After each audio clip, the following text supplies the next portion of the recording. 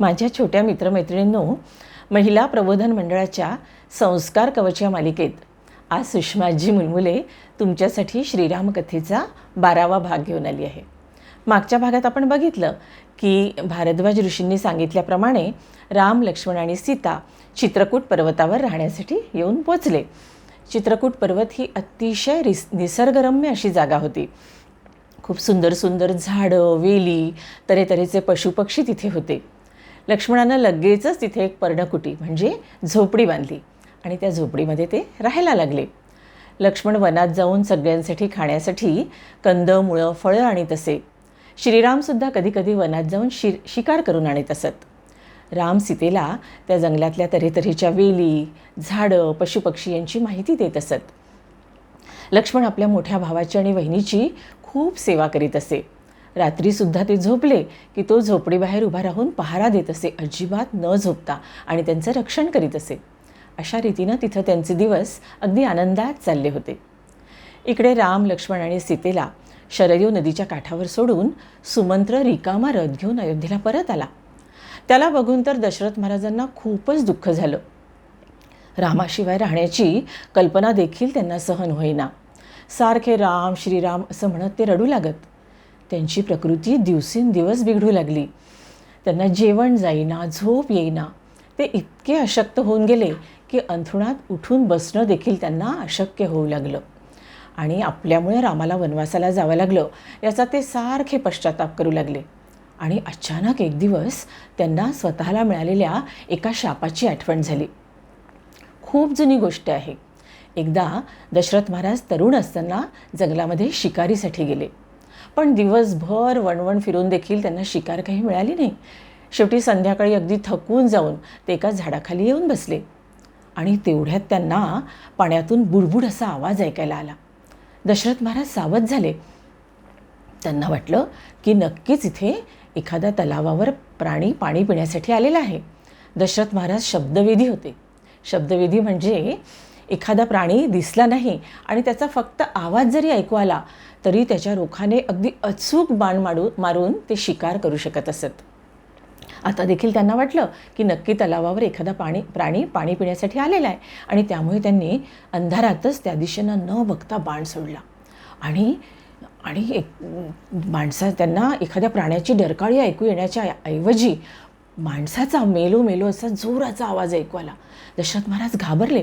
ते धावत त्या ठिकाणी गेले. बघतात तर काय, एक ऋषींचा मुलगा, तरुण मुलगा, अगदी लहान वयाचा, त्यांच्या बाणानं जखमी होऊन त्या ठिकाणी तडफडत पडलेला आहे. दशरथ महाराजांना खूप वाईट वाटलं. त्या मुलाजवळ ते गेल्याबरोबर तो मुलगा हात जोडून त्यांना म्हणाला की राजा, तुझ्या या बाणामुळे मी आता काही जगत नाही, पण माझे आईवडील खूप म्हातारे आहेत आणि ते आंधळे आहेत. त्यांना मी तीर्थयात्रेला घेऊन निघालो होतो कावडीमध्ये बसवून, आणि त्यांना तहान लागली म्हणून एका ठिकाणी त्यांना झाडाखाली बसवून मी त्यांच्यासाठी पाणी घेण्यासाठी इथे आलो आणि तुझ्या या बाणाने माझा घात केला. मी तर आता माझे प्राण सोडणार आहे, पण तू ही माझी पाण्याने भरलेली घागर त्यांच्याकडे घेऊन जा आणि त्यांना पाणी प्यायला दे आणि त्यांना माझा शेवटचा प्रणाम सांग. असं म्हणून तो ऋषिकुमार त्या ठिकाणी मरण पावला. त्याचं नाव होतं श्रावणबाळ. दशरथ महाराजांना खूप वाईट वाटलं, पण त्याला वचन दिलेलं असल्यामुळे ती पाण्याची घागर घेऊन ते त्याच्या आईवडिलांकडे आले आणि त्यांनी त्यांना पाणी दिलं. पण आपला मुलगाच आपल्यासाठी पाणी घेऊन आलेला आहे असं समजून ते त्याच्याशी बोलायला लागले की बाळा, तुला इतका उशीर का झाला? आम्ही केव्हापासून तहानलेले आहोत, तुझी किती वाट बघत आहोत. पण आपल्या एकाही प्रश्नाला आपला मुलगा उत्तर का देत नाही यामुळे त्यांना जरा संशय आला आणि ते त्याला म्हणाले की आता जर तू आमच्या एकाही प्रश्नाचं उत्तर दिलं नाहीस तर आम्ही हे पाणी मुळीच पिणार नाही. शेवटी दशरथ महाराजांचा नाईलाज झाला आणि त्यांना खरं काय घडलं ते त्याच्या आईवडिलांना सांगावंच लागलं. या राजाच्या बाणाने आपला मुलगा मृत्युमुखी पडला हे ऐकून ते दोघेही म्हातारे आईवडील अगदी आक्रोश करायला लागले, खूप रडायला लागले. आणि मग रडत रडत त्यांनी दशरथ महाराजांना शाप दिला. ते म्हणाले की राजा, आता आमच्या मुलाच्या मागे आम्ही काही जगणार नाही, पण आज ज्याप्रमाणे आम्ही आमच्या मुलाचं नाव घेत घेत प्राण सोडणार आहोत तसाच एक दिवस तू देखील आपल्या मुलाचं नाव घेत घेत प्राण सोडशील. असं म्हणून ते दोघं मरण पावले. दशरथ महाराज त्यावेळेला तरुण होते आणि त्यांना मुलगा झालेला नव्हता. त्यामुळे पुढे ह्या शापाची गोष्ट ते विसरून गेले. पण आज अचानक हा शाप आठवल्यानंतर त्यांना लक्षात आलं की त्या श्रावणबाळाच्या आईवडिलांनी आपल्याला दिलेला शाप आज खरा होतो आहे. आणि खरोखरच काही दिवसांनी राम राम श्रीराम श्रीराम म्हणत दशरथ महाराज मरण पावले. बालमित्रांनो, आज आपण इथंच थांबूया.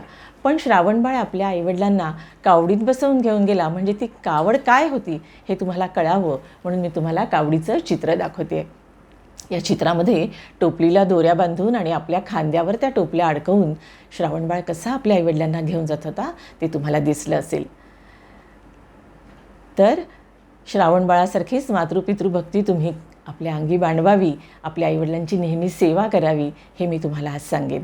आणि आता उन्हाळा सुरू झालेला आहे. आपण टी व्हीवरच्या बातम्यांमध्ये बघतो, वर्तमानपत्रांमध्ये वाचतो की ठिकठिकाणी पाण्याचा दुष्काळ पडलेला आहे. कुठं टँकरनी पाणी पुरवठा करावा लागतो आहे, कुठे खेड्यातल्या लोकांना लांबवर जाऊन पाणी आणावं लागतं आहे. काही काही शहरांमध्ये 8-8 दिवसांनी पाणी येतं आहे. तेव्हा आपल्यापाशी जे पाणी असेल, कमी असेल किंवा जास्त असेल, ते अगदी जपून वापरा. पाणी वाचवा, पाणी मुळीच वाया देऊ नका.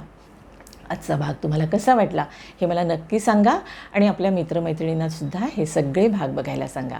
आणि आता माझ्याबरोबर म्हणा, जय जय जय जय जय श्रीराम.